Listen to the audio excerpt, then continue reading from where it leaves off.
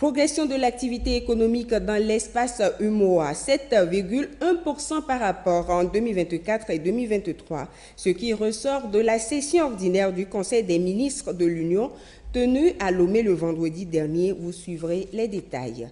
L'offre de crédit bancaire a rebondi de 12%. Qu'est-ce qui explique cela? Vous verrez dans un instant.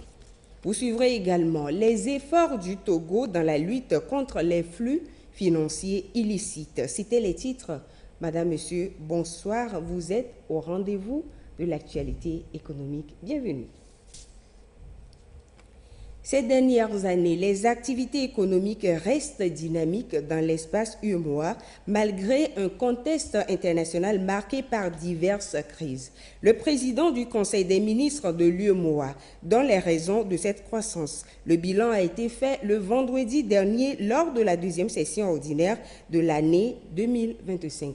On fait le point avec Gabriel Aïna. Les pays de l'espace UEMOA ont connu ces dernières années une vitalité économique remarquable malgré les diverses crises auxquelles est confrontée la sous-région. L'activité économique est en progression et le bilan en dit long. Les taux d'inflation et de croissance, les finances publiques, voilà entre autres indicateurs qui expliquent ce dynamisme économique de l'espace. Le point de ces avancées avec le président du Conseil des ministres de l'UEMOA, Adama Coulibaly. Il est ministre des Finances et du Budget de la République de Côte d'Ivoire. Au sein de notre zone, l'activité économique est toutefois restée dynamique.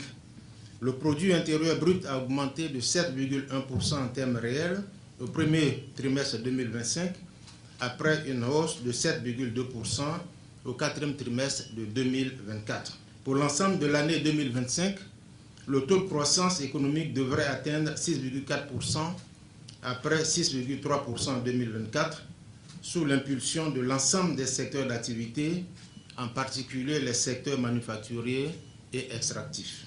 À l'instar de la plupart des régions du monde, le taux d'inflation dans l'UEMOA est ressorti en baisse au premier trimestre 2025, passant de 2,9% à 2,3%. On note également une amélioration de l'offre de produits sur les marchés. D'après les prévisions, l'inflation devra se situer à 2,2% en 2025 contre 3,5% en 2024. Au niveau des finances publiques, le déficit budgétaire s'est atténué au premier semestre 2025 en s'établissant à 4,2% du PIB contre 5,1% sur la même période de l'année précédente. Cette évolution favorable a été soutenue par la poursuite des efforts de mobilisation de recettes fiscales et la maîtrise des dépenses par les États membres. Le solde global des échanges extérieurs s'est également redressé au cours de la récente période, porté par la hausse des prix des produits exportés et l'accroissement des ventes d'hydrocarbures à l'étranger. En outre, la mobilisation de ressources extérieures par les États membres s'est poursuivie, contribuant ainsi à améliorer la liquidité bancaire. Cette deuxième session ordinaire du Conseil des ministres de l'UEMOA a été l'occasion pour les ministres chefs des organes et institutions spécialisées de l'UEMOA de réfléchir et de définir de nouvelles orientations pour une meilleure intégration et le développement socio-économique des populations de l'espace. Cette croissance observée dans l'espace UEMOA est aussi le fruit d'une dynamique économique au niveau national, avec une hausse du crédit bancaire. En 2024, les financements bancaires au Togo ont progressé de 12%, atteignant 1094,7 milliards de francs CFA, marquant ainsi une reprise après une baisse en 2023. Cette évolution reflète une relance économique, une amélioration de la confiance entre les acteurs financiers et une dynamique de crédit favorable. Giovanna Frank Bedi et Ulrich Amega pour les précisions. En 2024, les financements accordés par les banques aux ménages et entreprises ont progressé de 12%, atteignant 1094,7 milliards francs CFA contre 977,3 milliards l'année précédente. Et c'est après une légère contraction en 2023. Une tendance qui témoigne d'une reprise de la dynamique économique et d'une amélioration de la confiance entre les acteurs du secteur financier. L'offre de crédit bancaire, qui représente les prêts octroyés pour soutenir la consommation, L'investissement ou encore la trésorerie des entreprises est un baromètre clé de l'activité économique. Son rebond en 2024 marque un retour à la croissance après une année de modération. Croissance irrégulière, trajectoire solide sur la période 2020-2024, l'évolution du crédit au Togo reste impressionnante. Plus de 75% de croissance en 5 ans, passant de 615,8 à 1094,7 milliards francs CFA. Cette progression a cependant connu des phases, en pic en 2022, 1265,9 milliards, suivi d'un repli en 2023 avant le redémarrage observé en 2024. Cette dynamique pourrait être portée par plusieurs leviers, une meilleure liquidité des banques, un regain de confiance du secteur privé, un accès facilité au refinancement ou encore des ajustements de la politique monétaire de la BCEAO favorables au crédit. Le Togo s'inscrit dans une tendance régionale positive. Dans l'ensemble de l'Union économique et monétaire ouest-africaine UEMOA, l'offre de crédit a progressé de 8,4%, atteignant 21,558,2 milliards francs CFA. Toutefois, des disparités subsistent. La Guinée-Bissau, plus de 20,59%, le Burkina Faso, plus de 29,6% et le Mali, plus de 22,7%, ont connu les plus fortes hausses portées par une demande de financement accrue. À l'opposé, certains pays comme le Niger ont connu un recul, moins de 17,5%, conséquence d'un ralentissement des prêts au secteur privé et public. Pour le Togo, la reprise du crédit ouvre des perspectives intéressantes, notamment pour les PME et les jeunes porteurs de projets souvent confrontés à des barrières d'accès au financement. Cependant, cette embellie devra s'accompagner d'une gestion rigoureuse du risque bancaire pour éviter un excès d'endettement ou une dégradation de la qualité des portefeuilles. Et pour maintenir le cap, la lutte contre les flux financiers illicites est primordiale. Un fléau silencieux pour lequel l'Afrique perd des milliards chaque année, ce qui freine le développement du continent et nourrit les réseaux criminels. Le pays intensifie donc sa riposte à travers des réformes et une politique de tolérance zéro. Suivez donc le reportage de Ekwe Salah.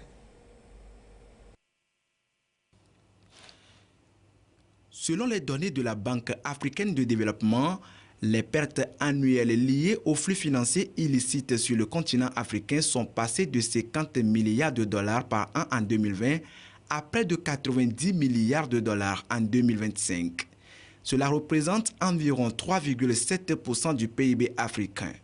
Un montant équivalent au total combiné des investissements étrangers et de l'aide publique au développement reçue chaque année par nos pays. Au Togo, le gouvernement, sous le leadership du président du Conseil, Faure Essozimna Gnassingbé, mène une lutte farouche contre ce fléau à travers plusieurs mécanismes. Parmi eux, la Haute Autorité de prévention et de lutte contre la corruption et les infractions assimilées à PLUSIA, mise en place pour renforcer le cadre institutionnel. Sous son leadership éclairé, notre pays s'est engagé avec rigueur dans des réformes majeures visant à renforcer la transparence, l'efficacité administrative et la gestion proactive des risques, tant dans le secteur public que privé. La création de mécanismes de contrôle interne, la digitalisation des procédures administratives, la promotion de la bonne gouvernance dans les projets de développement et l'encouragement d'une culture de la conformité dans les institutions sont autant d'initiatives qui traduisent une volonté politique claire de bâtir un Togo résilient, éthique et compétitif. Face à la sophistication croissante des méthodes utilisées par les organisations criminelles, le gouvernement envisage de nouvelles stratégies, notamment le renforcement de sa collaboration avec les acteurs régionaux et internationaux impliqués dans la lutte contre les flux financiers illicites. Le dispositif togolais tel qu'il fonctionne aujourd'hui met énormément à contribution les acteurs du secteur privé, que sont les institutions financières et les entreprises et professions non financières désignées, qui doivent collaborer avec les autorités d'enquête et de poursuite pénale dans une approche d'équipe. Conscient du caractère évolutif du blanchiment de capitaux et le financement du terrorisme, il est nécessaire pour tous les acteurs de comprendre les risques auxquels nous faisons face afin d'y remédier et de garantir la robustesse de notre système. Tolérance zéro pour la corruption et le blanchiment de capitaux. Le président du Conseil, Faure Eswazimnanya Singbe, a lancé l'alerte depuis plus d'une décennie. Le combat continue avec pour ambition que les ressources du pays ne servent pas à financer le crime, mais plutôt à assurer le développement du pays. Suivez à présent ce communiqué du comité de coordination pour la filière café et cacao. Le président du comité de coordination pour les filières café et cacao communique. Les opérateurs économiques qui désirent participer à la commercialisation du café et du cacao pendant la campagne 2025-2026 sont informés que les formalités d'enregistrement se dérouleront du lundi 14 juillet au vendredi 29 août 2025, délai de rigueur. Pièces à fournir, formulaire d'enregistrement à retirer au secrétariat du CCFCC. Photocopie légalisée de la carte unique d'opérateur en cours de validité. Quitus fiscal original du deuxième trimestre 2025 délivré par le commissariat des impôts. Reçu de paiement du droit d'enregistrement délivré par le CCFCC. Attestation des moyens d'exercice de la profession délivrée par la Direction du conditionnement des produits DCP. Quitus délivré par le Conseil des exportateurs de café et de cacao. Photocopie de la carte d'identité ou du passeport du gérant. 2 photos d'identité du gérant. Formulaire d'engagement sur l'honneur à retirer au secrétariat du CCFCC. En plus des pièces ci-dessus mentionnées, le renouvellement d'enregistrement pour les anciens opérateurs est subordonné à la fourniture des statistiques de collecte des exportations avec les connaissements et des stocks de la campagne 2024-2025. Pour tout renseignement, s'adresser au secrétariat administratif du comité de coordination dans l'enceinte de la direction du conditionnement des produits DCP en face de la direction générale du port autonome de Lomé. Téléphone plus 228 22 27 09 45 71 53 60 60. Notez bien, le droit d'enregistrement n'est pas remboursable en cas de désistement. Le quitus fiscal doit être demandé aux impôts pour le motif d'enregistrement pour l'exportation de café et de cacao. L'exportateur doit accepter la visite de son magasin et fournir mensuellement les statistiques des collectes, des exportations et des stocks de café et de cacao. Signé le secrétaire général Anselme Gouton. Pour le développement de leurs entreprises, les entrepreneurs font souvent recours au crédit. Comment ces crédits sont souvent gérés? Les détails avec Nathalie Panegui. La bonne gestion du crédit par les entreprises implique des actions qui visent à minimiser les risques financiers. Je prends un exemple concret. Vous avez réalisé un projet. Dans votre projet, le plan d'affaires par exemple que vous avez fait, c'est que vous avez besoin d'acheter un tracteur pour votre champ. Le budget, ça fait 50 millions. Une fois le crédit obtenu, allez acheter ce tracteur à 50 millions et réaliser votre tracteur comme prévu. N'amenez pas ces fonds-là pour envoyer votre enfant aux États-Unis. Donc ça, par exemple, c'est une mauvaise allocation des ressources. Ça veut dire que vous serez dans la difficulté de rembourser. Et là, votre croissance ne sera pas rassurée. Et si là qu'on n'est pas rassuré, c'est l'État qui paie également. Parce qu'une société créée, ce n'est pas vous seul qui bénéficiez, c'est toute une nation. Le non-remboursement causé par une mauvaise gestion d'un crédit peut être source de plusieurs conséquences. Il peut y avoir des poursuites. Et s'il y a des poursuites, ça veut dire que votre entreprise peut être fermée. On peut citer également comme conséquence la crédibilité. Lorsqu'il n'y a plus de crédibilité, aucune institution ne va pas vouloir vous accompagner. Et là, vous perdez tout, votre structure sera fermée. Si vous avez des employés, ils vont rentrer chez eux. Il y a donc un lien étroit entre crédit et stratégie financière. On est toujours dans notre exemple. Le tracteur que vous allez acquérir maintenant, et ça, c'est du financement. Donc, c'est-à-dire que vous vous êtes fait financer. Donc, ce financement, ce qui importe là, c'est que vous puissiez également faire vos activités champêtres comme prévu.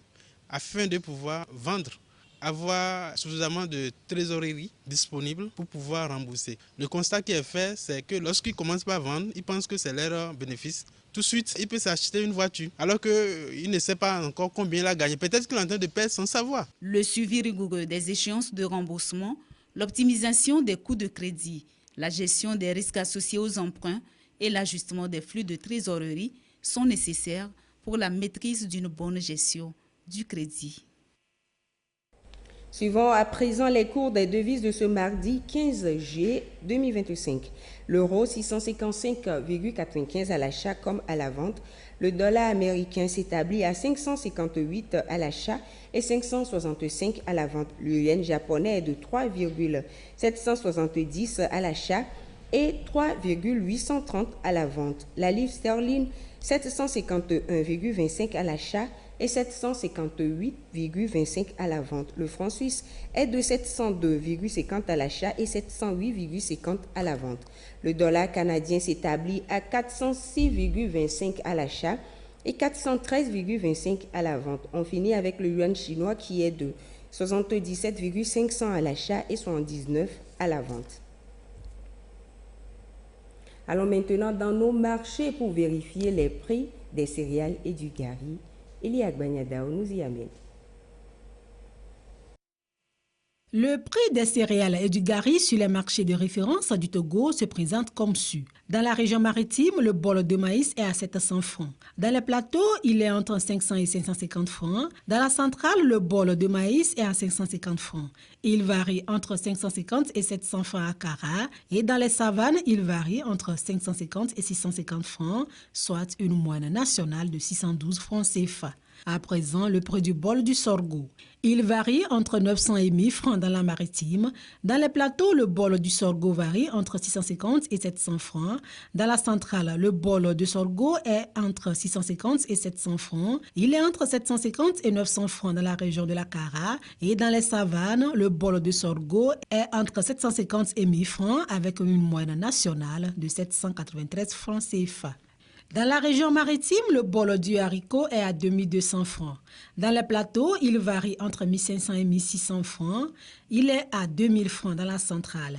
Il varie entre 2200 et 2300 francs dans la Kara. Et dans la savane, le bol du haricot est entre 2000 et 2500 francs avec une moyenne nationale de 2085 francs CFA. Découvrons également le prix du bol du mil. Il est à 1200 francs dans la région maritime. Dans les plateaux, le bol du mil varie entre 1100 francs et 1500 francs. Dans la centrale, le bol du mil est à 1700 francs. Il varie entre 1100 francs et 1300 francs à Kara. Il est entre 1000 francs et 1250 francs dans la région des savanes avec une moyenne de 1262 francs CFA. Finissons avec le prix du bol du gari. Dans la région maritime, le bol du gari est à 1200 francs. Il est entre 900 et 1000 francs dans les plateaux. Dans la région centrale, le bol du gari est à 1000 francs. À Kara, il est entre 1000 francs et 1200 francs. Et dans la région des savanes, le bol du gari est entre 1000 francs et 1100 francs avec une moyenne nationale de 1102 francs CFA. Et ce sera tout pour ce soir. Merci de votre fidélité. Restez avec nous. Vous suivrez dans un instant le journal des élections avec Gisèle Kozona.